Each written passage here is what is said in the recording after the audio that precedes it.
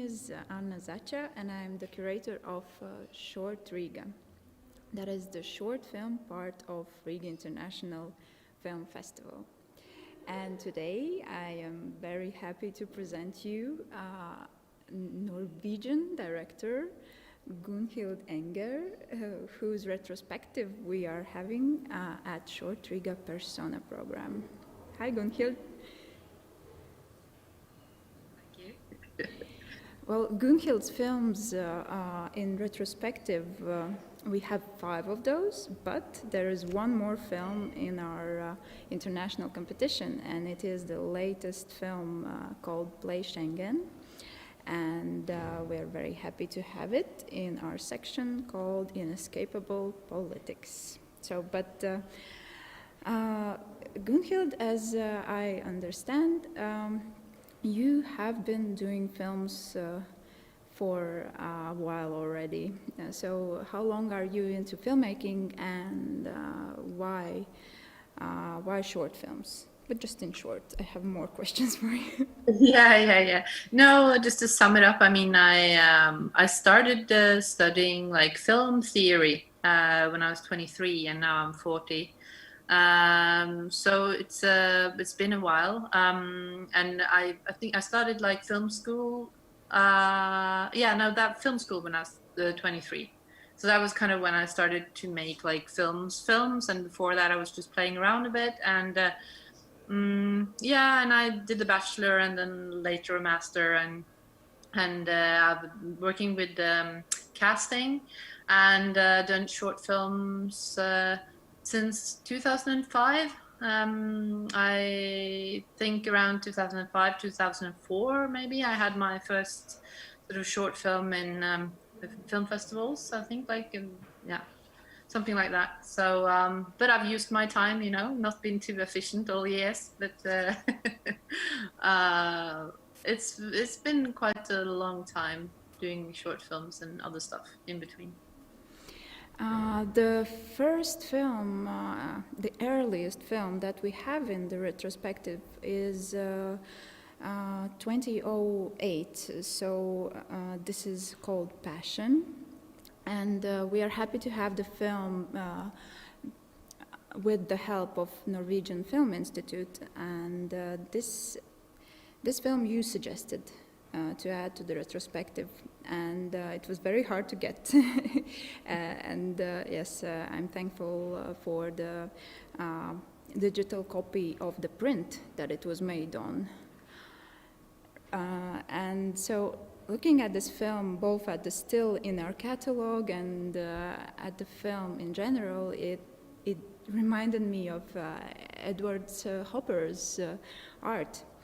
And this painter is known for still and calm depictions of people in their environment.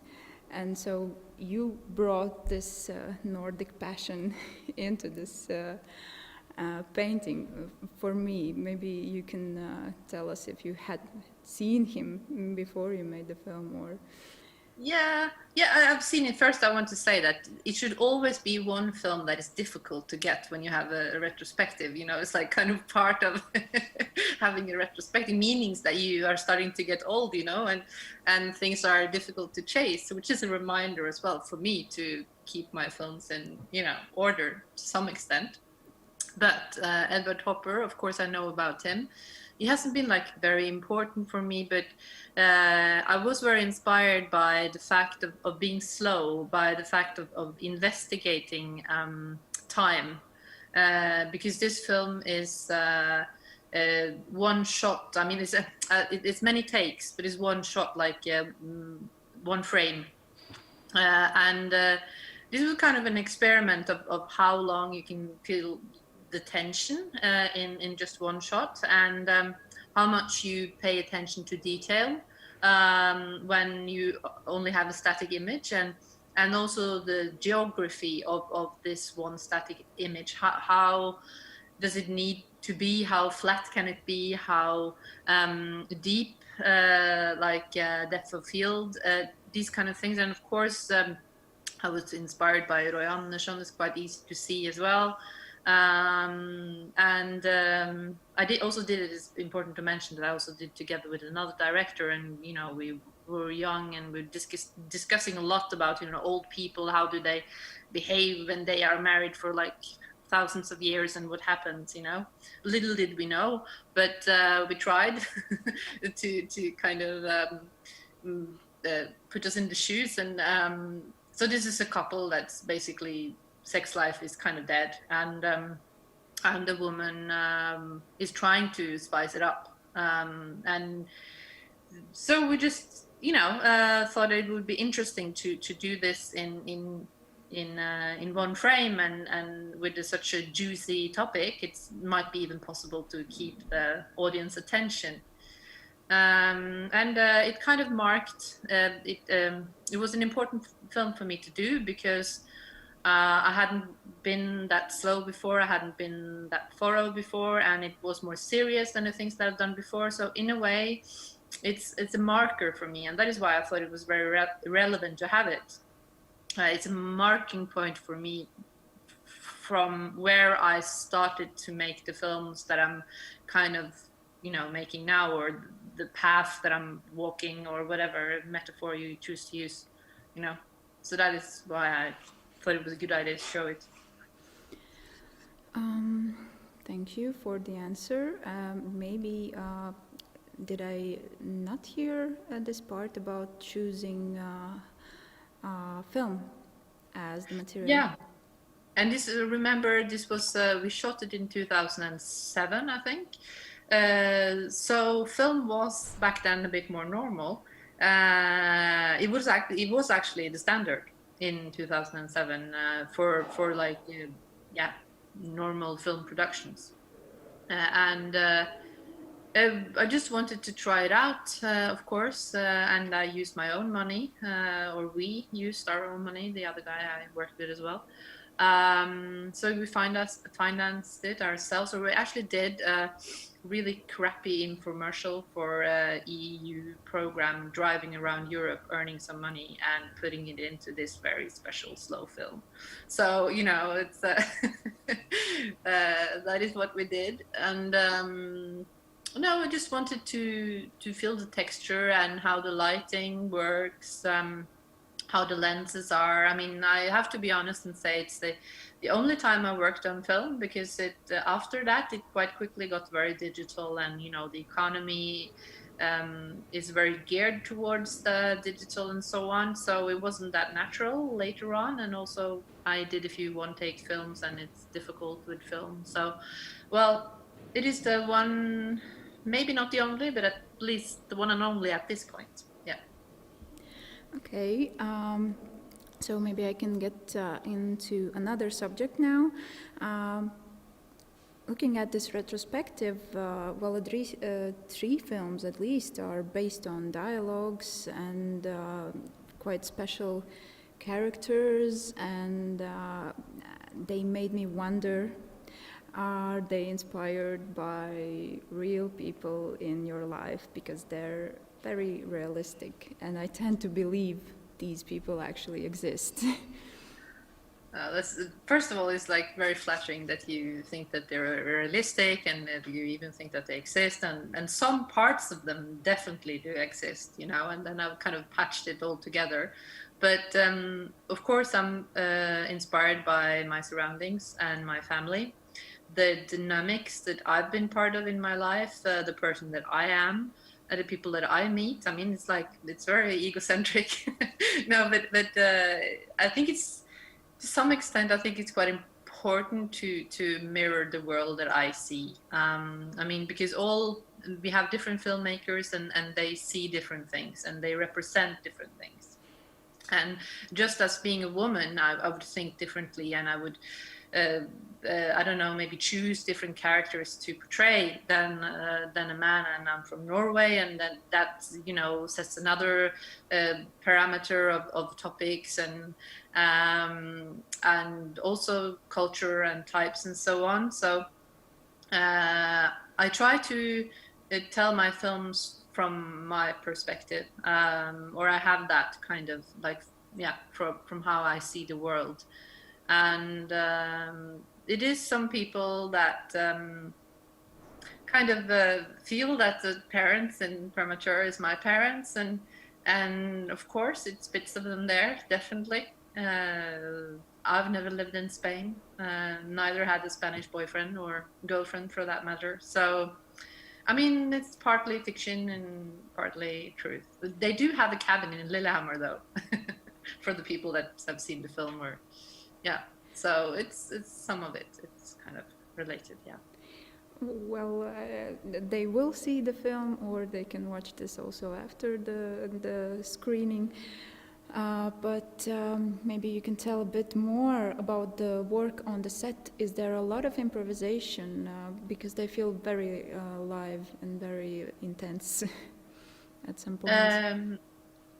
I mean, I do like improv, but I tend to do it like in rehearsals, like to try and to test the text, the dialogue with the actors before we shoot, so I can adjust it a bit.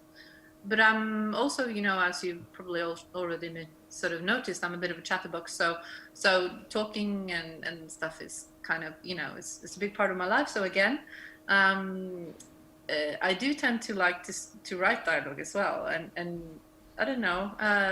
It becomes natural when it meets an actor that understands the dialogue and that wants to also make it their own without changing too much, but definitely putting themselves in it and using the words that are comfortable. And also, I like actors to try and do their version and so on. But it has to be like it's never just improv or just dialogue. It's something in between, I would say. But it comes in the process. It's very important with rehearsals and see them again and again. Tedious, yeah. Okay, so here comes a trick question you haven't heard before, so you can take your time to figure out the answer. But why is humor so important in your filmmaking? I mean, it's important to me as a person. I'm a very depressing, pessimistic person. I am, it's true. But it's kind of as, you know, to keep life going and to as a yeah, it's interesting. It's nice to see the absurdity and the humor in the serious sadness that we are surrounded by in many respects, you know. So I think it's like a thing I do to survive somehow, and I've always done it, you know. So I have just always looked for those silly things, and after, you know, working with it a bit more, it hopefully it's been a bit refined, but it's just something that keeps coming to my attention, and it's about who I am. I don't know, it's my own chemistry. It's why it's probably to do with my mother and father and the blend of them. I don't know. So it's just my focus in life to some extent. Okay, so me as an international, from an international perspective, I have seen the humor and enjoyed it, and I appreciate it very much. And I think we already have had this talk, but can you tell about the Norwegian reactions to your film, or not even Norwegian, but Nordic reactions? Is it in fact true that you have mentioned somewhere that you became popular in Norway only after you gained the recognition outside of your own country? Yeah, well, I wouldn't use popular as a, you know, it's like we're talking short films there. I mean, it's not people are not stopping me on the streets or anything, like. But no, I wouldn't say. I think it's probably also got to do with my experience as a filmmaker as well. But definitely, it was far more interest within the international festival circuit than it was back home, both within financing and within festivals and the industry in general. And So it's just only recently, the last years, that producers has called me or anything. You know, I think that's also because I'm a woman to some extent. I mean, and because I didn't go to film school in Norway, and you know, all this yada yada yada, which kind of makes up the world we live in. So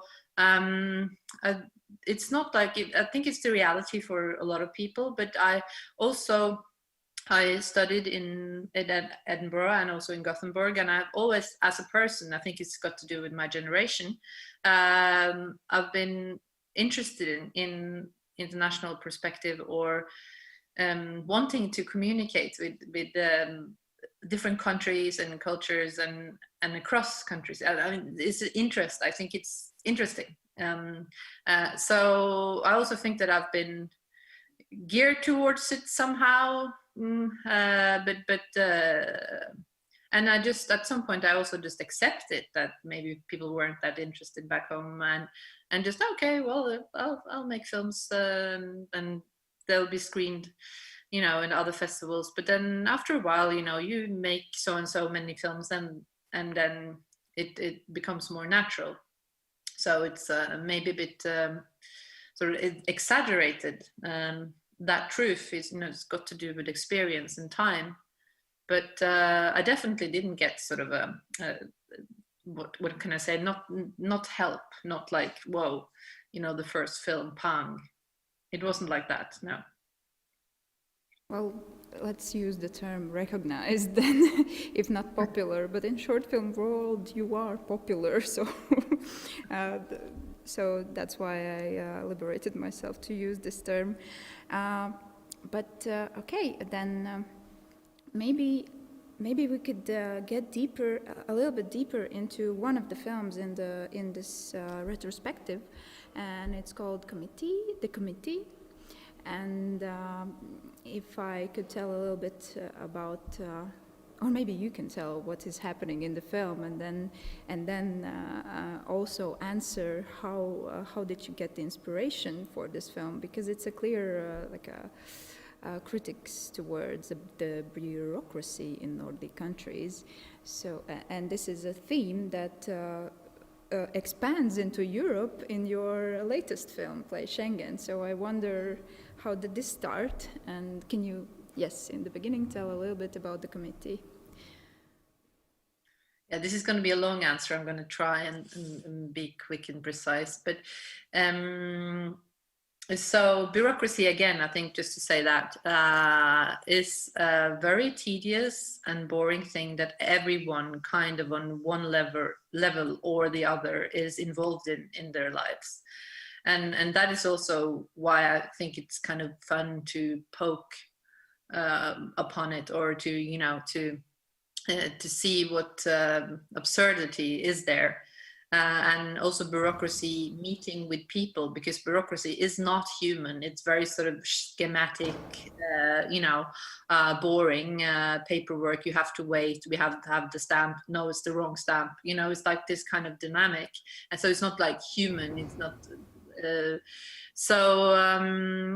I thought that the mix between bureaucracy and art, but art is kind of, you know, it's the imagination, it is the freedom, it is the open-mindedness, everything that bureaucracy is not, basically, you know, is art.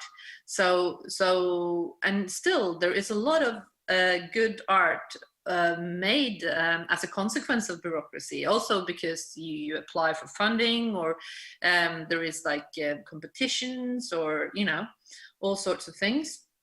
And it's also within the kind of the world of competitions, whether it is art or it's architecture or anything, there is always a lot of interests. People have interests. They would like something to look a bit like, you know, it's because they want to very often you know, promote their area, or have local tradition explored, or, you know, something that they can sell, the bureaucrats can sell to their financiers again, you know, and their voters for that matter, you know. So in the committee, I just thought it was interesting to pretend that they are making an art piece on the meeting point between Sweden, Finland and Norway, because this actually is a meeting point and it looks very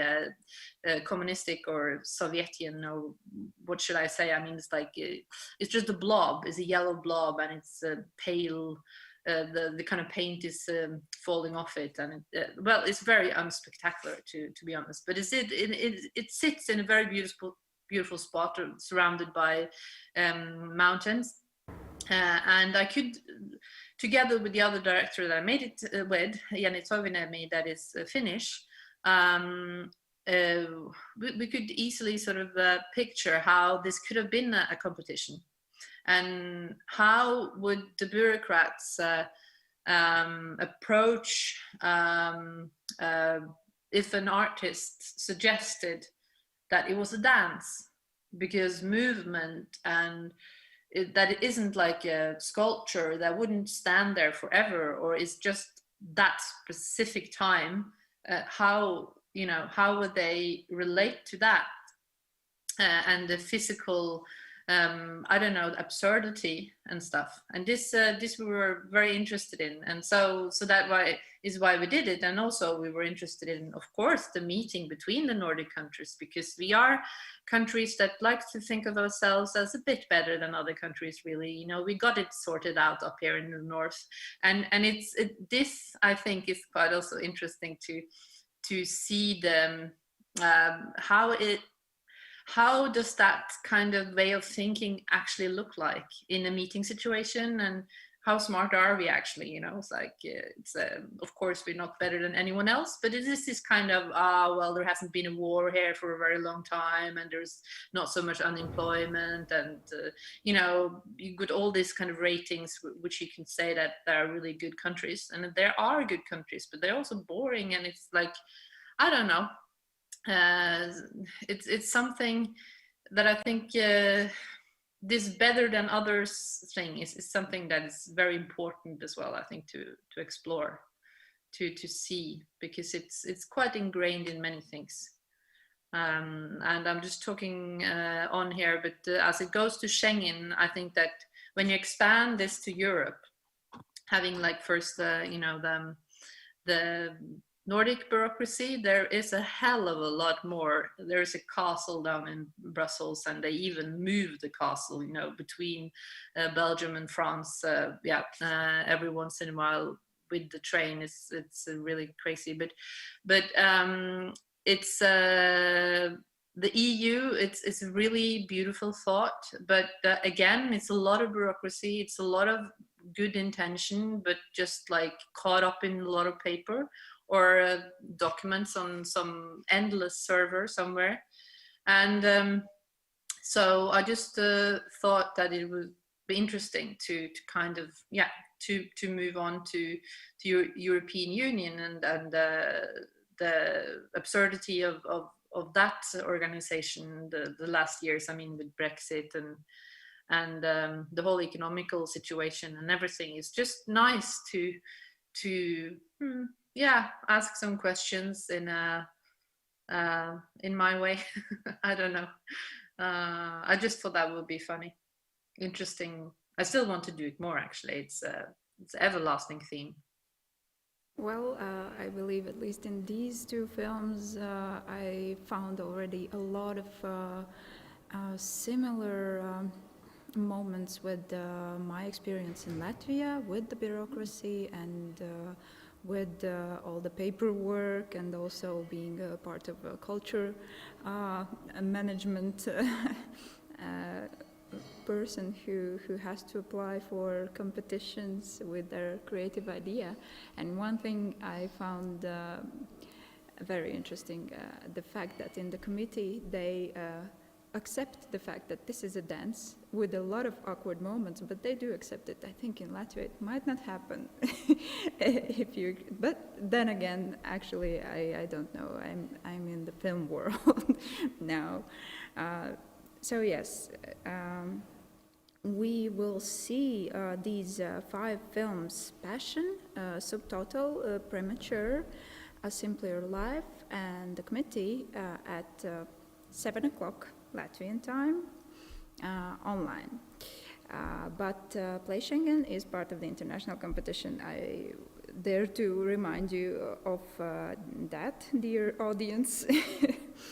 And I guess one film that took a bit different angle was A Simpler Life. This was also, in my opinion, closer to passion in this observational kind of style. And can you tell me more about the idea? How did you came up with the idea for this voyeuristic joy that is called? Well, maybe it's actually, maybe when you say it, I mean, maybe A Simpler Life is the cousin of Passion, or it's the same couple, but actually some years earlier than Passion. It's a prequel. I don't know, but again, I just thought it was.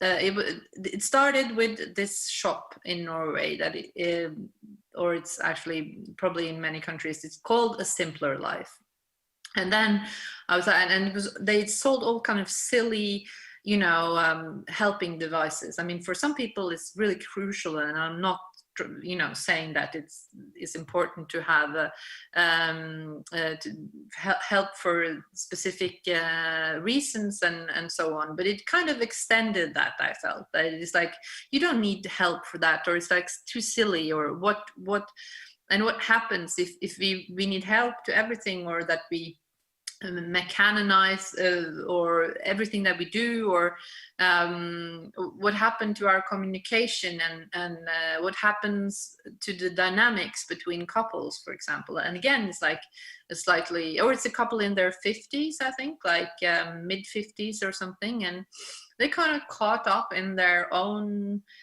gadgets and their own routines. And it's not that it's so strange things that they're fooling around with, but it's I just thought it was interesting to investigate the sounds of their behavior with a non-verbal film. It's like it's 2 words in it approximately, and it's more or less the same in Passion. I can do films without words as well, but also to use the camera.